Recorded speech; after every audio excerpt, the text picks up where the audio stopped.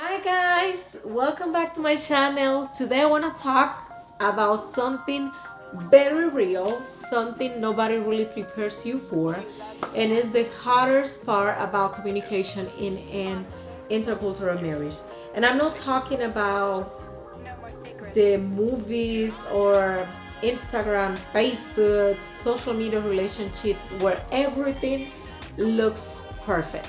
I'm talking about real life, the real arguments that you have with your partner, the real misunderstandings, real moments where you look at your partner and think, why are you like this? Because when two people come from different cultures, you are not just learning a new partner, you are learning a whole new way of thinking, reacting, and even loving that person. And let me explain in you this. In my case, for example, I come from the Dominican Republic and my husband is American. Same love, same goals, same family, but very different backgrounds, different upbringing, different way to think, communicating. And honestly, I thought love would be enough. I thought if you love each other, everything else will just flow naturally. No, honey. The truest communication is where everything gets tested. That's where really see, that's where you really start to see the difference. One of the hardest part is that we speak the same language, but we don't always mean the same thing. And that sounds like simple, but it changes everything in relationship. For example, in my culture, being direct can feel normal, expressive, passionate. I make a video about that the other day. If I'm explaining something, my tone may be strong, but I don't mean disrespectful. I don't mean disrespect you. I just expressing myself. But in his culture, that same tone can sometimes feel like anger or confrontation. So what happens? I think I'm just talking and he's think I'm arguing. And I'm like, wait, I'm not mad at you. I'm just trying to explaining you.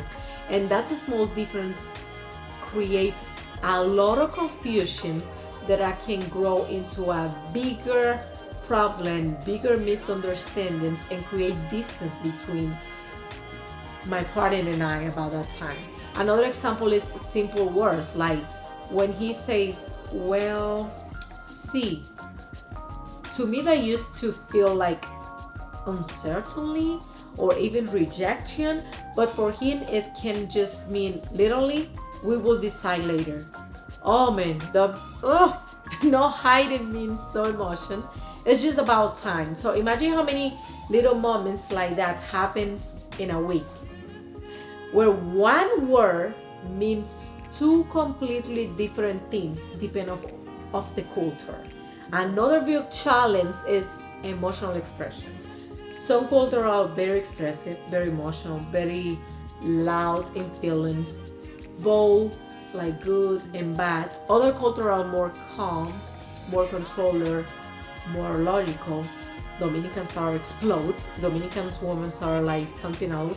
So sometimes I want to talk about things out immediately, right in the moment. Let's fit this now, but he may need a space first, silent first, time to process, time to thinking about. And at first, I used to take that personally. I will think, why are you just shooting me down? Why you don't care enough to talk right now? But over time, I learned with my husband something very important. Different emotional response does not mean lack of love. It just means different emotional way to think, process things, different way to process in like life.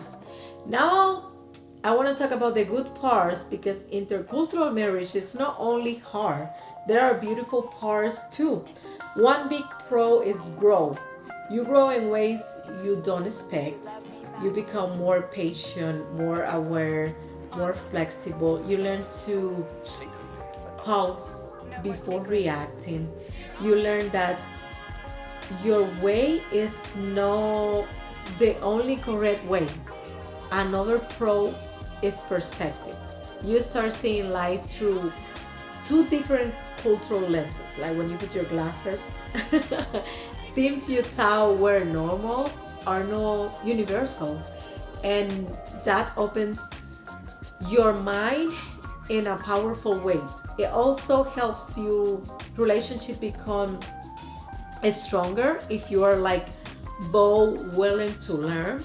And if you have children like our case, it becomes even more powerful because they grow up seeing two cultures, two ways of thinking, and they learn respect for difference like more naturally. But let's be honest, there are also real challenges in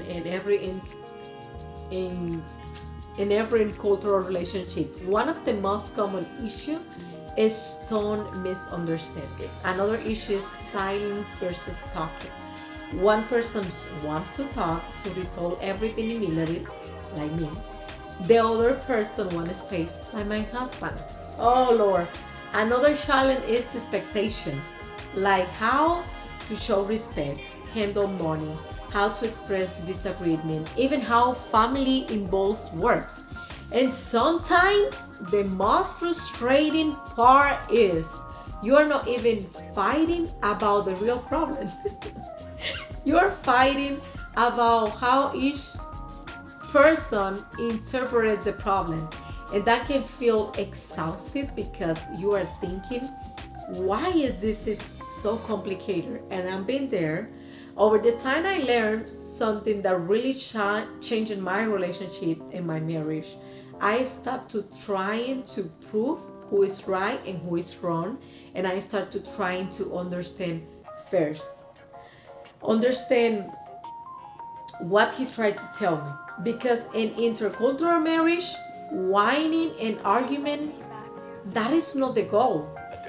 Connection, it should be the goal. Understanding, it should be the goal. Now I want to share some practical themes that help me a lot in a real life and in my marriage.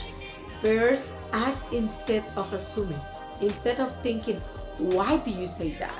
Just ask, what do you mean about that? Second, repeat what you understood. Like, what you are saying this. Is that correct? Third, don't react immediately. Give yourself a pause. Even a few seconds can change everything. Four, learn each other communication style like language. Because that's exactly what it is. And my number fifth, don't personalize everything. Not everything your partner does is about you. Sometimes it's culture, sometimes it's outbringing. And one of the biggest lessons I learned is this. In my intercultural marriage, you are constantly translated in your brain. At least that's my case because I only speak English to my husband.